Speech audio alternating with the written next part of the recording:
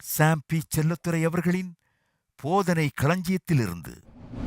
ஆபிரகாமின் ஆசீர்வாதம் வேற ஒண்ணு இல்லை, ஆதாமின் ஆசீர்வாதம் தான். தேவனுடைய நோக்கம் ஒண்ணுதான்.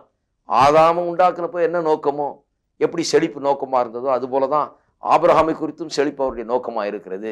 அப்ப ஆபிரகாமின் ஆசீர்வாதத்துக்குள்ள செழிப்பு அடங்கி இருந்தது. அந்த ஆசீர்வாதம் நமக்கு வந்து கிடைக்கும்படியாக கல்வாரி சிலுவையிலே இயேசுவின் மரணம் நேரிட்டது என்று இங்கே கலாத்தியர் 3 போதிக்கப்படுகிறது.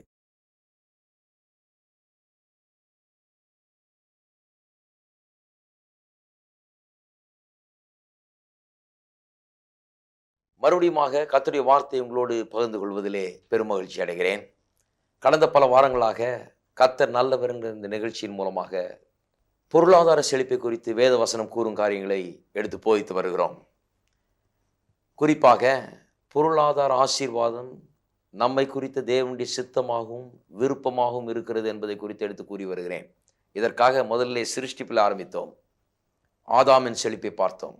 ஆதாமை எப்படி உண்டு பண்ணி அவனுக்காக எப்படிப்பட்ட ஒரு ஏற்பாடை தேவன் பண்ணியிருந்தார், எப்படிப்பட்ட தோட்டம், அங்கே என்னவெல்லாம் இருந்தது, எப்படி அவனுடைய தேவைகள் சந்திக்கப்பட்டது, எந்த அளவுக்கு அவனுக்கு எல்லாவற்றையும் தேவன் கொடுத்தார் என்பதையெல்லாம் பார்க்கும்போது தேவன் தரித்திரரும் அல்ல, தரித்திர சிந்தை உள்ளவரும் அல்ல, தரித்திர நோக்கம் உள்ளவரும் அல்ல என்பது திட்டவட்டமாக விளங்குகிறது.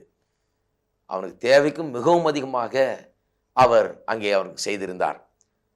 அவன் பாவம் செய்து தேவனுக்கு தூரமாகி தேவனுடைய இந்த நோக்கங்களை பிரதிபலிக்க தவறிவிட்ட போது அவனுடைய சந்ததி முழுவதுமே பாவம் செய்து அக்கிரமத்தில் மூழ்கி கிடந்த காலத்திலே தேவன் மறுபடியும் தன்னுடைய நோக்கங்களை இந்த பூமியில் உள்ள மக்களுக்கு வெளிப்படுத்த வேண்டும் என்று எண்ணி ஆபிரகாம் என்கிற ஒரு மனுஷனை தெரிந்தெடுத்தார்.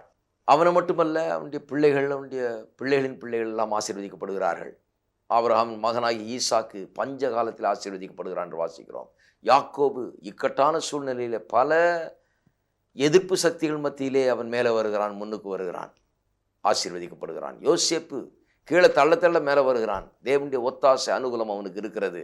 ஏதோ ஒரு சில தனிப்பட்ட மனிதர்களை தெரிந்து கொண்டு அப்படி ஆசீர்வதித்தார், எல்லாருக்கும் இல்லைன்னு சொல்ல முடியாது. ஆகவே தான் ஆபிரகாம், ஈசாக்கு, யாக்கோபு, யோசேப்புக்கு பிறகு மோசேயின் கீழ் வாழ்ந்த இஸ்ரவேல் மக்கள் எப்படி ஆசீர்வதிக்கப்பட்டார்கள் என்பதை குறித்து நாம் எடுத்து பார்த்தோம். பிறகு மோசே மரித்த பின்பு யோசுவாவை கூப்பிட்டு அவனுக்கு முதல் லெசன் அவர் அதான் எடுக்கிறார். பயப்படாத, நான் உன்னோடு கூட இருக்கிறேன்.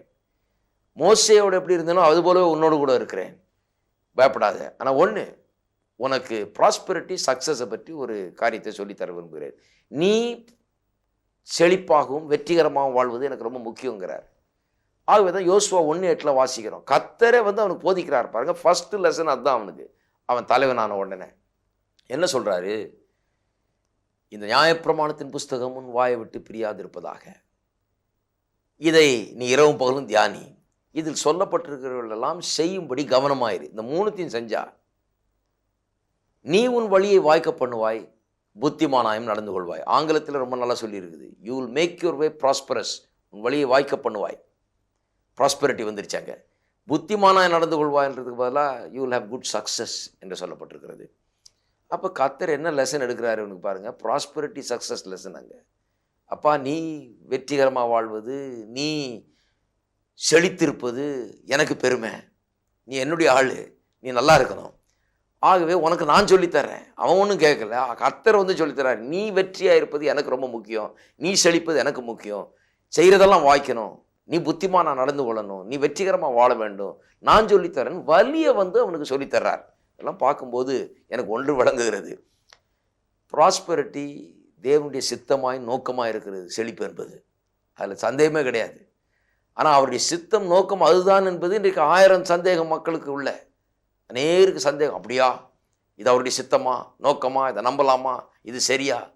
அதனால தான் இவ்வளோ கஷ்டப்பட்டு போதிக்க வேண்டியதாக இருக்கிறது. ஏனென்றால் இது கர்த்தருடைய நோக்கம்தான், சித்தம்தான் என்று அவர்களுக்கு நம்ம வழியை வந்து எடுத்து சொல்ல வேண்டியதாக இருக்கிறது. அருமையானவர்கள், இன்றைக்கு இன்னும் ஒருபடி போவோம். இவர்கள் எல்லாம் பார்த்தோம், தேவனுடைய சித்தம் நோக்கம் இதன் மூலமாக வெளிப்படுகிறது. ஆனால் இவை எல்லாவற்றை காட்டிலும் கல்வாரி சிலுவையிலே இயேசு பாடுபட்டு மரித்தாரே, அதன் மூலமாக செழிப்பு நம்மை குறித்த தேவனுடைய சித்தமாய் நோக்கமாக இருக்கிறது என்பது இன்னும் அதிகமாக நமக்கு வெளிப்படுகிறது.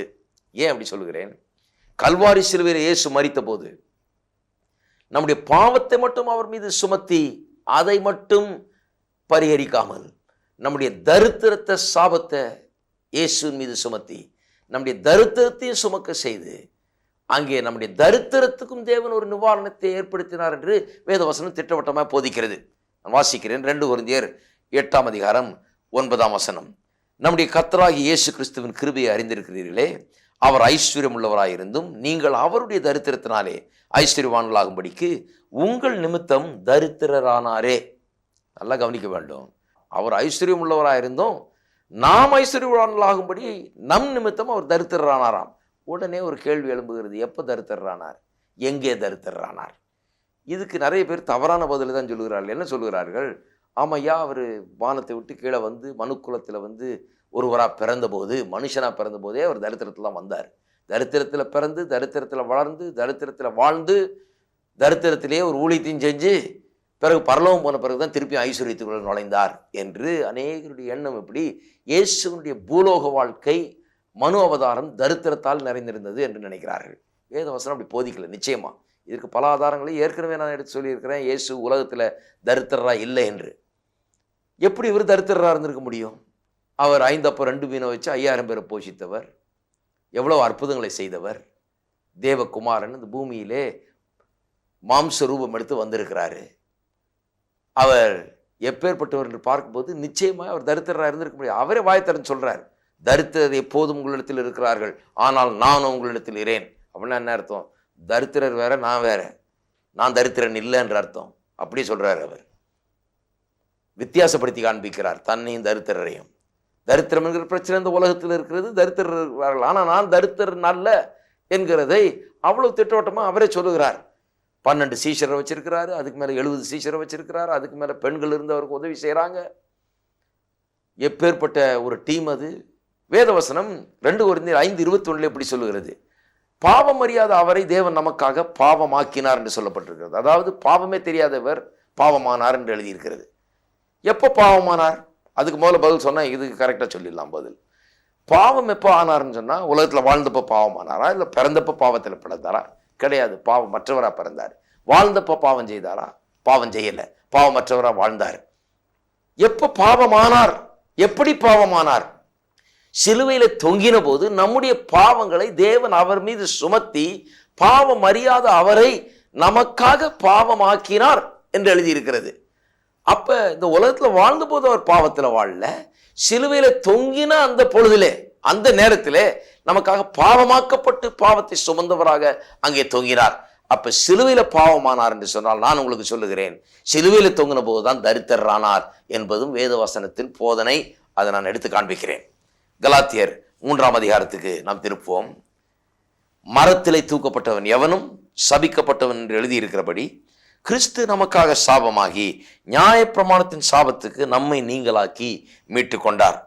ஆபிரகாமுக்கு உண்டான ஆசீர்வாதம் கிறிஸ்து இயேசுவினால் புறஜாதிகளுக்கு வரும்படியாகவும், ஆவியை குறித்து சொல்லப்பட்ட வாக்குத்தத்தத்தை நாம் விசுவாசத்தினாலே பெறும்படியாகவும் இப்படி ஆயிற்று. அப்போஸ்தலனாகிய பவுல் சிலுவை மரணம் ஏன் நடந்தது என்கிறதற்கு காரண காரியங்களை காண்பித்து போதிக்கிறார். இப்படி ஆயிற்றுனா எப்படி ஆயிற்று? மரத்திலே தூக்கப்பட்டவன் எவனும் சபிக்கப்பட்டவன் என்று எழுதியிருக்கிறபடி இப்படி ஆயிற்று. அப்படின்னா இயேசுவின் மரணத்தை குறித்து போதிக்கிறார். இங்கே இயேசு சிலுவை மரத்தில் சபிக்கப்பட்டவராக தொங்குனாரே, அது ஏன் அப்படி ஆயிற்று என்று சொல்லுகிறார். ஏன் அப்படி ஆயிற்றாம்? நியாயப்பிரமாணத்தின் சாபத்திலிருந்து நம்மை நீங்களாக்கி மீட்டு கொண்டு ஆபிரகாமின் ஆசீர்வாதம் எல்லாம் நமக்கு வந்து கிடைக்க முடியாது. சாபம் நீங்கபடியா ஆசீர்வாதம் வரும்படியாக இப்படி ஆயிற்று. கொஞ்சம் யோசித்து பார்க்கணும். சாபம் நீங்க வேண்டும், ஆசீர்வாதம் வர வேண்டும் என்றுதான் சிலுவை மரணம் நேர்ந்தது என்ற அப்போஸ்தலனாகிய பவுல் சொல்லுகிறார். ஒரு காரியத்தை முதல்ல சுட்டி காண்பிக்க விரும்புகிறேன். கர்த்தர் ஆபிரகாமோடு உடன்படிக்கை பண்ணி ஆபிரகாமை ஆசீர்வதித்து அவனை தெரிந்து கொண்டு அவனையும் அவன் சந்ததியும் ஆசீர்வதித்த போது நிறைய பேர் நினைக்கிறாங்க அவங்க ரொம்ப ஸ்பெஷல் பீப்புள்யா, அவங்கள கர்த்தர் ஆசீர்வதிக்கிறார், யூதர்களுடைய ஆசீர்வாதம். யூதர்கள்னாலே ஸ்பெஷல் தான், நமக்கெல்லாம் ஒன்றும் கிடையாது, அவரில் தான் கர்த்தர் ஆசீர்வதிக்கிறாராக்கும். கிடையாது. வேதம் அப்படி போதிக்கல. ஆண்டவர் வெறும் யூதருடைய ஆண்டவர் இல்லை, ஆண்டவர் மனுக்குலத்தின் ஆண்டவர். உலகத்தை அன்பு கூர்ந்து இவ்வளவா அன்பு கூர்ந்து சொல்லப்பட்டிருக்கிறது. வெறும் யூதர்கள் அல்ல, மனுக்குலத்தை அப்படிதான் சொல்லணும். அதற்காக தான் இயேசுவை அனுப்பித்தார். அப்ப தேவன் ஏதோ யூதர்களை மட்டும் ஆசீர்வதிக்கணும் என்று ஆபிரகாமை தேர்ந்தெடுத்து கொண்டு அவனை ஒரு சந்ததியாக்கி இஸ்ரவேல் மக்களாக்கி அவர்களை மட்டும் ஆசீர்வதிக்கிறது இல்லை, அவர்கள் மூலமாய் கிறிஸ்துவை இந்த உலகத்துக்கு கொண்டு வந்து கிறிஸ்துவின் மூலமாய் ஆபிரகாமுக்கு சொல்லப்பட்ட ஆசீர்வாதங்கள் அனைத்தும் மனுக்குலத்துக்கே வந்து கிடைக்க வேணும் தான் தேவனுடைய நோக்கம். தேவனுடைய நோக்கம் வெறும் யூதர்கள் அல்ல, மனுக்குலம். அங்க ஆரம்பிக்கிறார், அவ்வளவுதான். ஸ்டார்டிங் பாயிண்ட் தான் ஆபிரகாம், அவனுடைய சந்ததி. ரீச் வந்து முழு மனுக்குலமுக்கும் இந்த ஆசீர்வாதம் போய் சேர வேண்டும் என்று சொல்லிதான் தேவன் திட்டமிடுகிறார். ஆகவே தான் வேதம் சொல்லுகிறது, ஆபிரகாமின் ஆசீர்வாதம் நமக்கு உண்டாயிருக்கும்படியாக. நாம் யாரு? ஆபிரகாம் சந்ததியில் வந்தவங்க கிடையாது, அவனுக்கு பிறந்தவர்கள் கிடையாது. ஆனால் அந்த ஆபிரகாமுக்கு சொல்லப்பட்ட ஆசீர்வாதங்கள் நமக்கும் வந்து கிடைக்கும்படியாக அதுக்கு தான் சிலுவை மரணம் நடந்தது என்று சொல்லுகிறார். இப்போ இந்த காரியத்தை கொஞ்சம் ஆழமாய் பார்ப்போம்.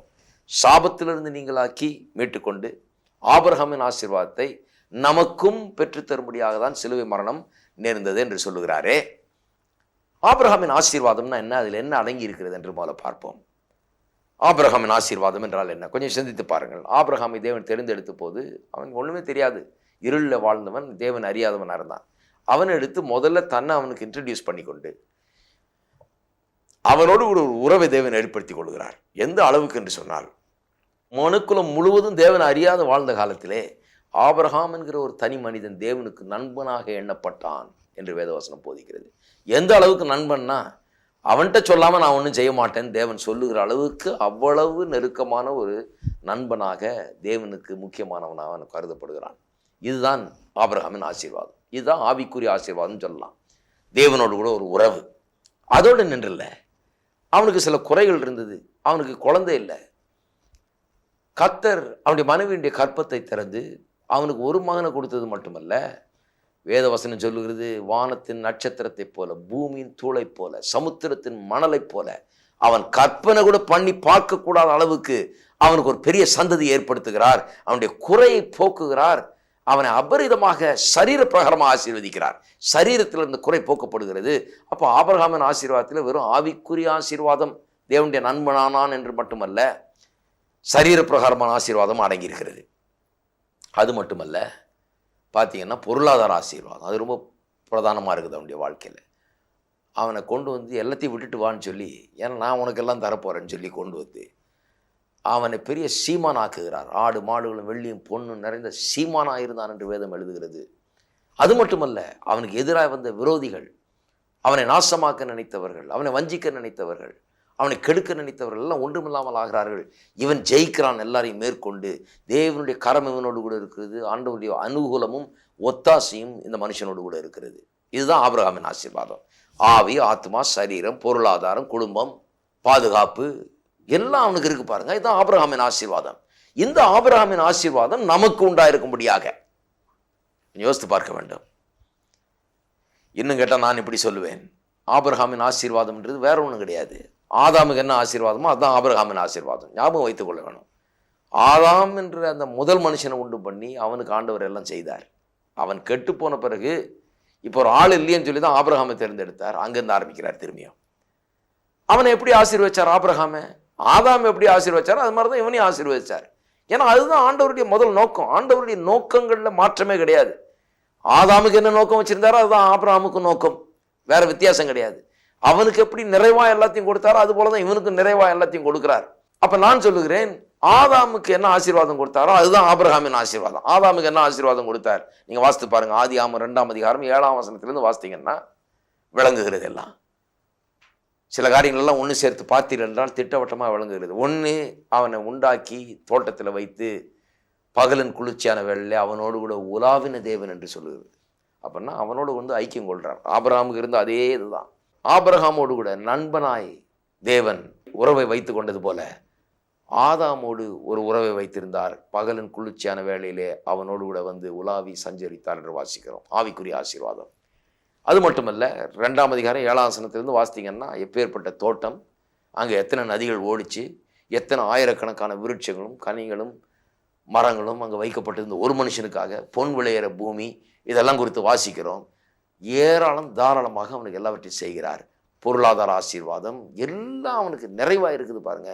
ஆவி, ஆத்மா, சரீரத்துக்கு அடுத்த சகல ஆசீர்வாதம் அவனுக்கு இருக்குது. அவனுக்கு ஒரு குடும்பத்தை ஏற்படுத்தி கொடுக்கிறார். அப்போ ஆவி, ஆத்மா, சரீரம், குடும்பம், பொருளாதாரம் எல்லாம் இருக்குது ஆதாமுக்கு.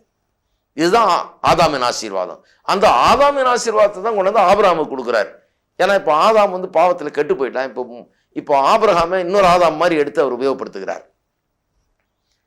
அப்போ ஆபிரகாமின் ஆசீர்வாதன்றது போல ஆதாமின் ஆசீர்வாதம்னு சொல்லலாம். ஆனாலும் வேதம் ஆதாமை விட்டுட்டு ஆபிரகாம் வந்த பிறகு வெறும் ஆபிரகாம் தான் பெருசுப்படுத்துது. ஆபிரகாமை தேவனை குறித்து சொல்லும்போது கூட ஆபிரகாமின் தேவன் அப்படின்னு சொல்லுது. ஈசாக்கின் தேவன், யாக்கோபின் தேவன், ஆதாமின் தேவன் சொல்ல. ஆபிரகாமை வேணும்னு ஏன் வேதம் பெரிதுபடுத்துன்னா சொல்கிறேன் காரணத்தை. ஆதாமை சிருஷ்டித்த தேவன் முதல் மனுஷனாக சிருஷ்டித்து அவனை வைத்து அவனை ஆசீர்வதித்தார். ஆனால் அவன் கெட்டு போன பிறகு மனுஷன் சீரழிந்த நிலையில் கிடக்கும் போது அவனுக்கு எப்படி இரக்கம் காட்டி கிருபை செய்து அவனிடத்தில் வந்து அவனை எடுத்து அவனை மீட்டு கொண்டு அவனுக்கு உதவி செய்து அவனுக்கு அன்பு காட்டி அவனை திரும்ப எப்படி தூக்குகிறார் என்பதை ஆதாமை வச்சு காண்பிக்க முடியாது, ஆபிரகாமை வச்சு தான் காமிக்க முடியும். அதை தான் நாம் அறிந்து கொள்ள வேண்டியது ரொம்ப முக்கியமாக இருக்கிறது. ஆகவே ஆபிரகாம் இந்த மீட்பு தேவனுடைய கிருபை இதுக்கு அடையாளமாக இருக்கிறான். ஆகவே தான் வேதம் ஆபிரகாமை பெருசுப்படுத்துகிறது. ஆகவே தான் கலாத்தியர் 3:13 சொல்லப்படும் போதும் ஆதாமின் ஆசீர்வாதம் நமக்கு உண்டாயிருக்க முடியாதுன்னு சொல்லியிருக்கலாம். சரியாக தான் இருந்திருக்கும். இருந்தாலும் ஆபிரகாமின் ஆசீர்வாதம் ஏன்? நாமெல்லாம் ஆபிரகாம் கிடந்த கண்டிஷனில் தான் கிடந்தோம். அப்பேற்பட்டவர்களை தூக்கி எடுத்து எப்படி மறுபடியும் உருவாக்குகிறார், எப்படி ஆசீர்வதிக்கிறார் என்பதை காண்பிக்கப்படுகிறதான் அது ஆபிரகாமின் ஆசீர்வாதம் என்று சொல்லப்படுகிறது. இதெல்லாம் அருமையான காரியங்கள். பாருங்கள், கொஞ்சம் சிந்தித்து பார்க்க வேண்டும். அப்போ ஆபிரகாமின் ஆசீர்வாதம் வேற ஒன்றும் இல்லை, ஆதாமின் ஆசீர்வாதம் தான். தேவனுடைய நோக்கம் ஒன்று தான். ஆதாமை உண்டாக்குனப்போ என்ன நோக்கமோ, எப்படி செழிப்பு நோக்கமாக இருந்ததோ அதுபோல தான் ஆபிரகாமை குறித்தும் செழிப்பு அவருடைய நோக்கமாக இருக்கிறது. அப்போ ஆபிரகாமின் ஆசீர்வாதத்துக்குள்ள செழிப்பு அடங்கி இருந்தது. அந்த ஆசீர்வாதம் நமக்கு வந்து கிடைக்கும்படியாக கல்வாரி சிலுவையில் இயேசுவின் மரணம் நேரிட்டது என்று இங்கே கலாத்தியர் 3 போதிக்கப்படுகிறது. அப்போ 2 கொரிந்தியர் 8:9 சொல்லுகிறது என்ற அர்த்தம் நமக்கு இப்போ புரியுது. அங்கே சிலுவையை பற்றி ஒன்றும் சொல்லலை, வெளிப்படையா அவர் ஐஸ்வர்யமுள்ளவராயிருந்தும் நாம் ஐஸ்வர்யவான்களாகும்படி நம் நிமித்தம் தரித்திரரானார்னு சொல்லப்பட்டிருக்கு. எங்கே ஆனார், எப்படி ஆனார்னு சொல்லலை. கலாத்தியர் 3 சொல்லப்பட்டிருக்கிறது ஆபிரகாமின் ஆசீர்வாதம் நமக்கு உண்டாயிருக்கும்படியாக இப்படி ஆயிற்று என்று. கல்வாரி சிலுவையிலே இயேசு தரித்திரரானார். நம்முடைய சாபத்தை சுமந்து தீர்த்த போது அவர் நம்முடைய தரித்திரத்தையும் அதில் சுமந்து தீர்த்தார் என்று தெளிவாக இங்கே வருகிறது. ஆபிரகாமின் ஆசீர்வாதம் அதன் மூலமாக நமக்கு வந்து கிடைக்கிறது என்று. சரி, கலாத்தியர் 3 இன்னொரு காரியம் இருக்குது. ஆபிரகாமின் ஆசீர்வாதம் மட்டுமல்ல, சாபம் நீங்க வேண்டும் என்று, சாபத்துக்கு நீங்களாக்கி நம்ம மீட்டுக்கொள்ள வேண்டும் என்று. எந்த சாபத்துக்கு? நியாயப்பிரமாணத்தின் சாபத்துக்கு நீங்களாக்கி மீட்டுக்கொள்ள வேண்டும் என்று. இந்த நியாயப்பிரமாணத்தின் சாபம்னா என்ன? நியாயப்பிரமாணம் என்பது மோசேயின் காலத்தில் 10 கற்பனை கொடுக்கப்பட்ட போது நியாயப்பிரமாணம்னு ஒரு பேர் வந்தது. அதுக்கு முன்னால் நியாயப்பிரமாணம்னு ஒன்று கிடையாது. இருந்தாலும் நியாயப்பிரமாணத்துக்கு ஒத்த ஒன்று இருந்தது. அது என்ன? ஆதாமை தேவன் தோட்டத்தில் வைத்த போதே அங்கே ஒரு நியாயப்பிரமாணம் மாதிரி ஒன்று வச்சிருந்தார். அது என்ன? எல்லா மரத்தின் கனியை நீ புசிக்கலாம், ஆனால் இந்த நன்மை தீமை அறியத்தக்க மரத்தின் கனியை மட்டும் நீ புசிக்க வேணான்னு சொன்னார். அது என்ன? அது ஒரு கற்பனை மாதிரி. 10 கற்பனை எப்படியோ அது மாதிரி தான் இது. 10 கற்பனை ஏன் பிற்பாடு வந்தது என்று சொன்னால், பாவம்னா என்னன்னு மனுஷனுக்கு திட்டவட்டமாக போதிக்கிறதுக்காக, ரொம்ப விளக்கமாக போதிக்கிறதுக்காக, அது குறித்த ஒரு உணர்வை ஏற்படுத்துறதுக்காக, நான் பாவி நாம் உணரணும் என்பதற்காக 10 கற்பனையை கொடுத்தார். எப்படி உணர்வான் அவன்? 10 கற்பனை கொடுக்கப்பட்டிருக்கிறது. அது எப்படி டிசைன் பண்ணியிருந்தாங்கன்னா, அதில் ஒன்றில் கூட அவன் தேர முடியாது. எல்லாத்தையும் செய்து பார்க்க முயற்சிக்கும் போது எல்லாத்துலேயும் தோல்வி அடையும் போது, ஐயோ ஆண்டவரே, எனக்குள்ளே ஏதோ ஒரு சக்தி, பாவ சக்தி கிரியை செய்யுது, ஆகவே நான் பாவி தான் நினைக்கிறேன், எனக்கு உதவி செய்யும் என்று தேவனிடத்தில் வரணும். அதுக்காக தான் நியாயப்பிரமாணம் கொடுக்கப்பட்டது, நியாயப்பிரமாணம் என்று அழைக்கப்பட்டது. நியாயப்பிரமாணத்தின் சாபத்திலிருந்து நம்ம நீங்களாக்கி மீட்டுக்கொள்ளுகிறது என்று சொன்னால், அந்த நியாயப்பிரமாணத்தை மீறினது 10 கற்பனை கொடுக்குறாரு. அப்புறம் அதன் மூலமாக தான் மனுஷனுக்கு வழங்குறது.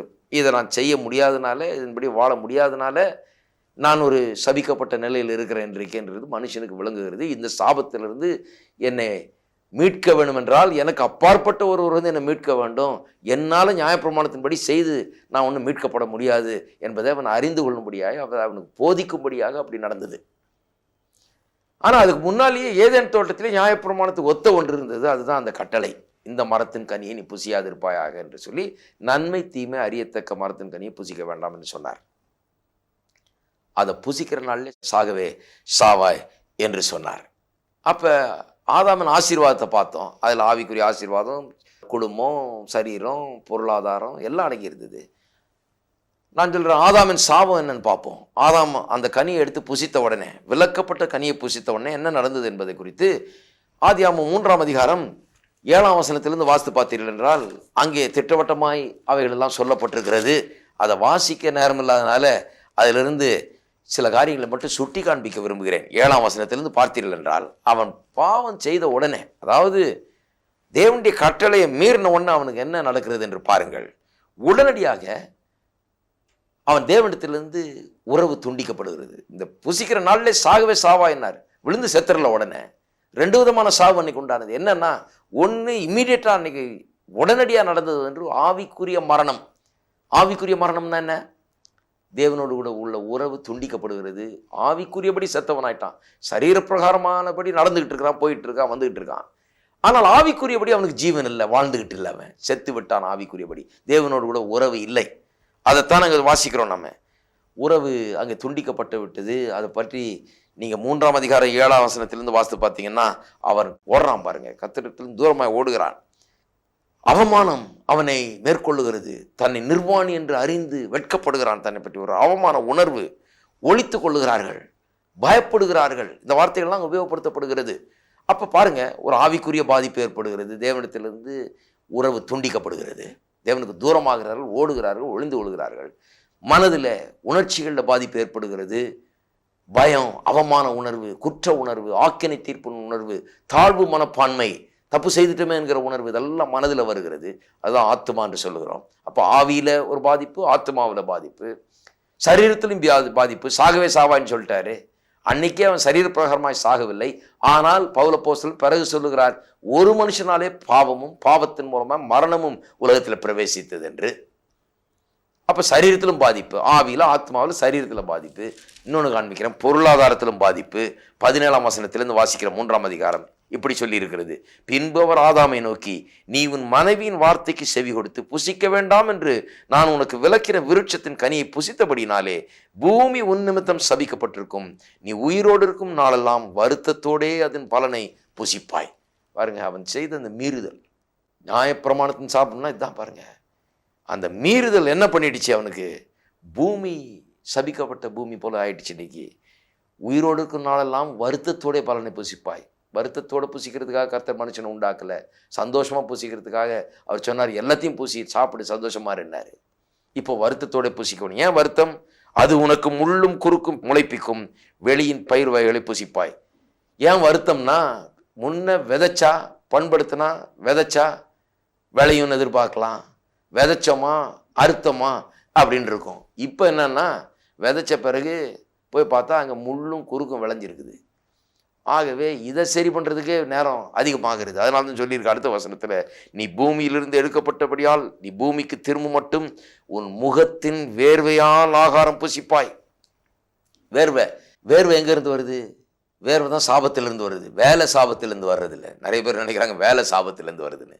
வேலையை கர்த்தர் மனுஷனை உண்டாக்கணுன்னே வேலையை கொடுத்தார். இதை பண்படுத்தி இதை காத்துக்கொள்ளுன்னு சொன்னார். அதுதான் வேலை. அது என்ஜாய்மெண்ட்டுக்காக கொடுத்தார். வேலையில் அவனுக்கு ஒரு பெரிய ஒரு திருப்தி ஏற்பட வேணும், ஒரு நிறைவு ஏற்பட வேணும், அவனுடைய நேரம் போக வேணும். இதுக்காக வேலை கொடுக்குறாரு. அவன் எதையோ ஒன்றை உருவாக்க வேண்டும், பண்படுத்த வேணும், கிரியேட் பண்ணணும். அவன் பூமி முழுவதையும் அந்த ஏதேன் தோட்டம் போல மாற்றணும். ஒரு ப்ராஜெக்ட் அவனுக்கு கொடுக்குறாரு, சும்மா உட்காந்துட்டு இருக்க சொல்லி அல்ல. வேலை சாபம் கிடையாது, வேர்வை தான் சாபம். வேர்வை எங்கேருந்து வருது? இப்போது வேலை செஞ்சால் லேசில் சம்பாதிக்க முடியல. ஏனென்றால் அதுக்கு எதிராக 1000 சக்திகள் இந்த பூமியில் கிரியை செய்கிறது. நீங்கள் எல்லாம் அறிந்திருப்பீர்கள், உலக வாழ்க்கை எவ்வளவு கஷ்டமான ஒரு வாழ்க்கையாக இருக்கிறது இன்றைக்கென்று. விதைச்சமா அறுத்தமான்னு இல்லாமல் ஏகப்பட்ட பிரச்சனைகள் எல்லா பக்கமும் சந்திக்க வேண்டியதாக இருக்கிறது. இப்படி இந்த பூமி இன்றைக்கு இருக்கிறது. ஆனால் இன்றைக்கு பாருங்கள், அநேக கிறிஸ்தவர்கள் கூட தங்கள் வேர்வையை தான் மேன்மை பாராட்டுறாங்க, உழைப்பை தான் மேன்மை பாராட்டுறாங்க. என்ன சொல்கிறாங்க? நான் மாடா உழைச்சி ஓடா தேஞ்சி வேர்வை சிந்தி நான் பிழப்பை நடத்துகிறேன்னாக்கும் அப்படின்னு சொல்லி பேசிக்குவாங்க அநேகர். அருமையானவர்களே, மெய்யான ஆவிக்குரிய கிறிஸ்தவன் அப்படி பேசவே கூடாது. வேர்வையை மேன்மை பாராட்டக்கூடாது. ஏனென்றால் வேர்வை சாபத்திலிருந்து வந்தது. எதை மேன்மை பாராட்டணும்? நான் உழைக்கிறேன், ஆனால் கர்த்தருடைய ஆசீர்வாதம் அதில் இருக்குது. உழைப்பை கூட மேன்மை பாராட்டக்கூடாது. நான் நினைக்கிறேன் உழைக்க வேண்டும், ஆனால் உழைப்பில் மேன்மை பாராட்டக்கூடாது. எதில் மேன்மை பாராட்டணும்? கர்த்தரில் மேன்மை பாராட்டணும். கர்த்தருடைய ஆசீர்வாதம் ஐஸ்வர்யத்தை தரும். அதை பற்றி தான் பேசிகிட்டு இருக்கிறோம். என் வேர்வை ஐஸ்வர்யத்தை தரும்னு சொல்லல, என் உழைப்பு ஐஸ்வர்யத்தை தரும்னு சொல்லல. கர்த்தருடைய ஆசீர்வாதம். நான் உழைச்சா மட்டும் போதாது. எவ்வளோ பேர் உழைக்கிறாங்க இந்த உலகத்தில், வெறும் உழைப்பு மட்டுமல்ல, கர்த்தருடைய ஒத்தாசை, அனுகூலம், கர்த்தருடைய கிருபை, கர்த்தருடைய ஞானம், ஐஸ்வர்யத்தை சம்பாதிக்க உனக்கு பலனை கொடுக்கிறவர் என்று சொல்லி இருக்கிறதே. அந்த பலனை கொடுக்கிறவர் பலனை கொடுக்கலன்னா நான் என்னதான் உழைச்சாலும் மாடா உழைச்சி ஓடா தேய வேண்டியதுதான், வேர்வை சிந்த வேண்டியதுதான். அதில் ஒன்றும் ஆசீர்வாதமே கிடையாது. அருமையானவர்கள், எண்ணி பாருங்கள். பொருளாதார செழிப்பு குறித்து வேத வசனம் என்ன சொல்லுதுன்னு போதிச்சுட்டு இருக்கோம். உலகத்தில் சொல்றாங்க, நான் சொரன்னேன், பிடுங்கினேன், பிச்சேன், எடுத்தேன், சேர்த்தேன், அதனால இன்னைக்கு நல்லா இருக்கேன். அது ஐஸ்வர்யமே கிடையாது வேதவசனத்தின்படி. அது நடக்குது உலகத்தில். ஆனால் அது ஐஸ்வர்யம் கிடையாது. ஐஸ்வர்யம்ங்கிறது வேலை செய்கிறது, உழைக்கிறது. ஆனால் அந்த உழைப்பை காட்டிலும் கர்த்தருடைய ஆசீர்வாதம் அதில் அதிகமாக இருக்கிறது.